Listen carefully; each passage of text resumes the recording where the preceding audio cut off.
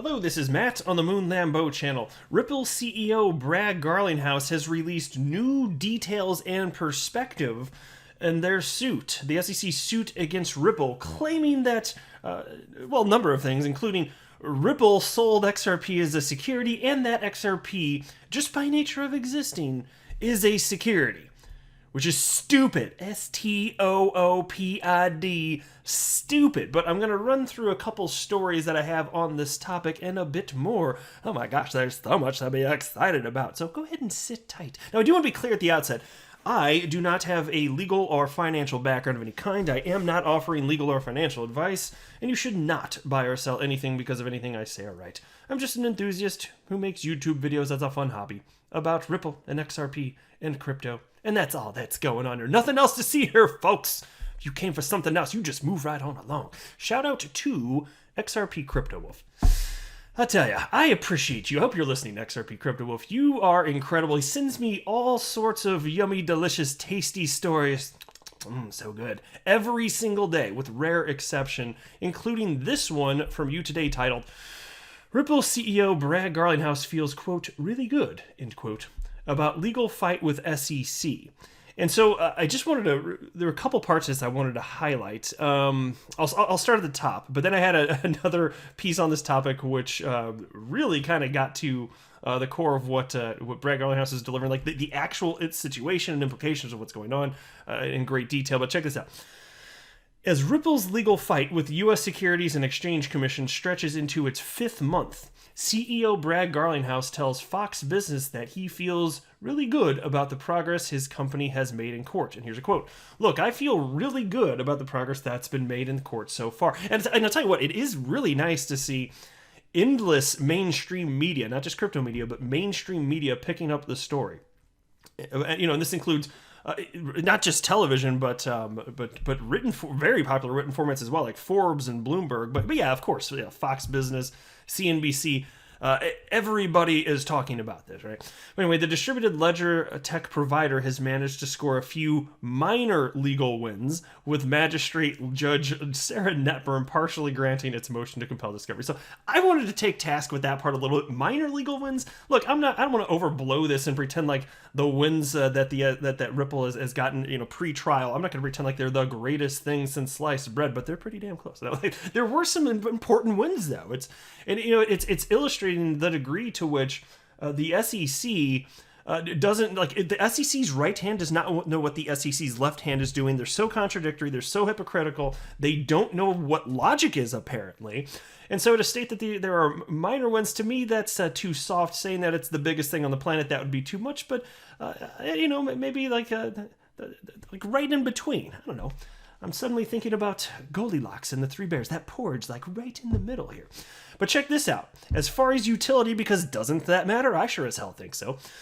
Garlinghouse continues to insist that XRP is an open source technology, is no different than Bitcoin and Ethereum, as Ripple continues to deny that it created the token. And that's just a fact, by the way. XRP was created before Ripple, the company, existed.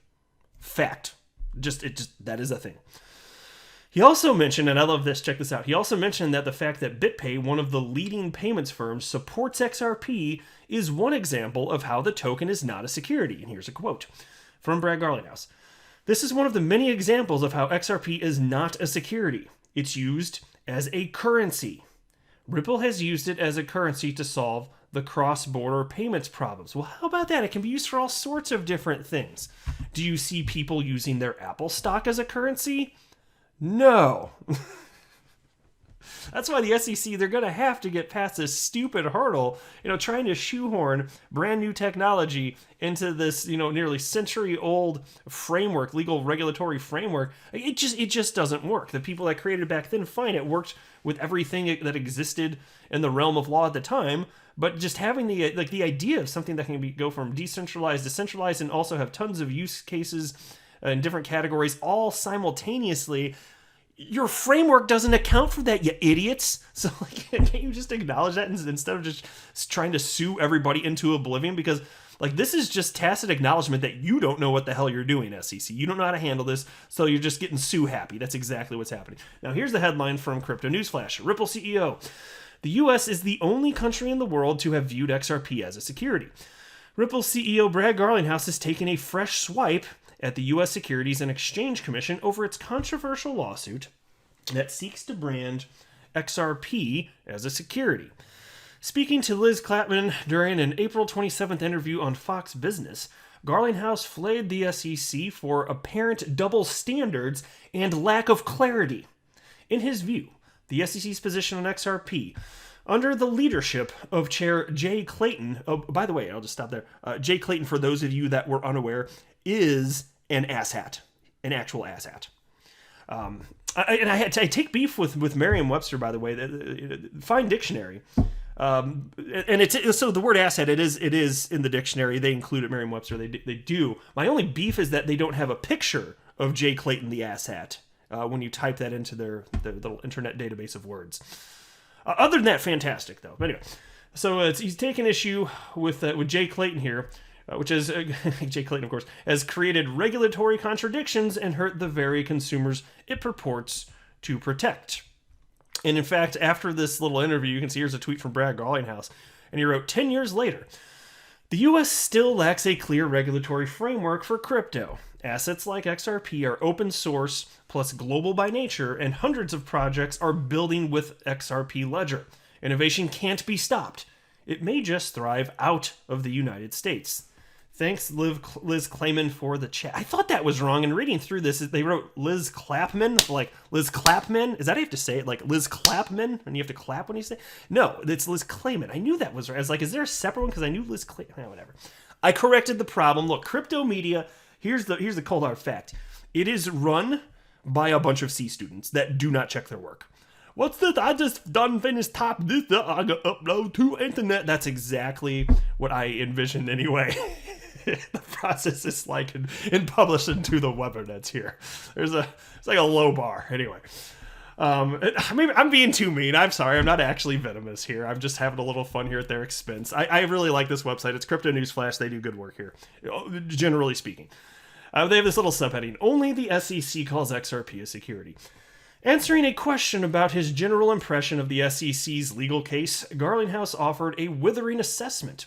According to him, after 9 years of active trading, with a total traded value exceeding $1 trillion, that's with a T, folks, the SEC decision to classify XRP as a security and hold Ripple responsible is unjustifiable. Even worse, he said, was the fact that the Department of Justice and the Treasury Department have both previously called XRP a currency. Giving an update on the ongoing court process, Garlinghouse revealed that Ripple is seeking clarity regarding apparent regulatory double standards. And so you think about this. Can it be, because like some lawyers I have seen that, and generally like when the lawyers I've seen make this argument, I get the sense they're not a fan of Ripple, just in general, the company. But they'll say that, just because it's declared a security, it doesn't mean that it can't be something else. But if that's true, doesn't that strike at the heart of what I was just citing a moment ago? Which is that a cryptocurrency, by the nature of what it is, can be multiple things all at once, and serving multiple purposes the world over with all sorts of different developers building on top of a particular blockchain. And if that's the case, and it is the case, then how could it possibly make sense to declare some sort of static definition around it, which doesn't allow for like an acceptance of what reality shows is true? That doesn't make sense. Just having the static thing, oh yes, XRP, because it exists, is a security. No, that doesn't make a damn bit of sense. Anyway, continues here. Given an update on the ongoing court process, Garlinghouse revealed that Ripple is seeking clarity regarding apparent regulatory double standards. In his words, Ripple wants to know how come the SEC classifies Bitcoin and Ether as securities but not XRP. And here's a quote from Ripple CEO Brad Garlinghouse. We had sought discovery around why Bitcoin and Ether are not securities. SEC Chair Jay Clayton came out and said that Bitcoin is not a security. Bill Hinman came out as Director of Corporate Finance at the SEC and said that Ether is not a security. We had sought this information even before the lawsuit. How were those determinations made? Given the similarities between XRP as an open source, decentralized technology, how is it that one can be determined to not be a security and the other is a security. Exactly. And this is striking at the heart of the matter here. And so it continues. He further accused the SEC of harming the investors it is supposed to protect by causing a market panic. According to him, over $15 billion worth of investment left the XRP ecosystem on the day the SEC filed its lawsuit against Ripple. Yeah, no kidding. It was, and they didn't care, mind you. Those D-bags over at the SEC, my gosh. And not that the whole entity itself is completely horrendous. I'm not going to go so far as that. But anybody that's touched this, not exactly done a bang-up job to this point. Bet we agree on that. Here's another subheading. U.S. stands alone in its categorization of XRP.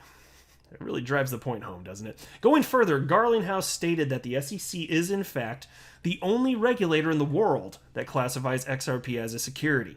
He listed Japan, the UK, Switzerland, and Singapore as examples of major financial jurisdictions that view XRP as a currency.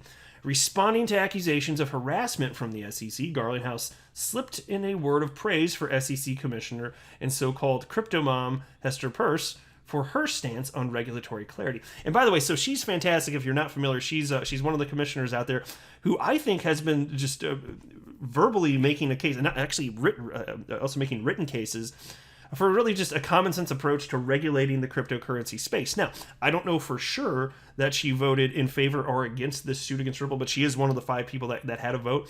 If I had to guess, she probably voted against it based on what she said in general about crypto, but don't know for sure. We will find out, though. Once this case is over, that information will become public, so I'll be curious to see. But if I had to guess for fun right now, I doubt she voted. I doubt she would have voted in favor of this legal action. But here's a quote. It's hard for me to imagine a small company like Ripple against the United States Securities and Exchange Commission can be described as harassing. Jay Clayton decided to bring this lawsuit and we are going to defend ourselves. We think it is so important, as Commissioner Peirce said, for the industry to have clarity. Yeah, no kidding. And it's just a bogus claim that the SEC put out there. Like, Ripple's harassing the SEC. Oh, they don't owe us. We're just a little SEC. Yeah, okay, guys. All right, well, you've got the entire power of the United States federal government behind you, so you can shut your damn traps as far as I'm concerned. I'll wrap up there, though. I am not a financial advisor. Dude, what? Coughing right at the end? What the ever-loving hell? Hey, you know what? At least I leaned away from the microphone.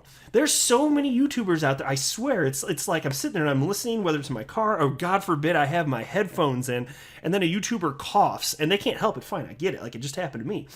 But damn, it's like, are you leaning into the microphone as you cough? Is that what you're doing? Because you just about ruptured my freaking eardrum.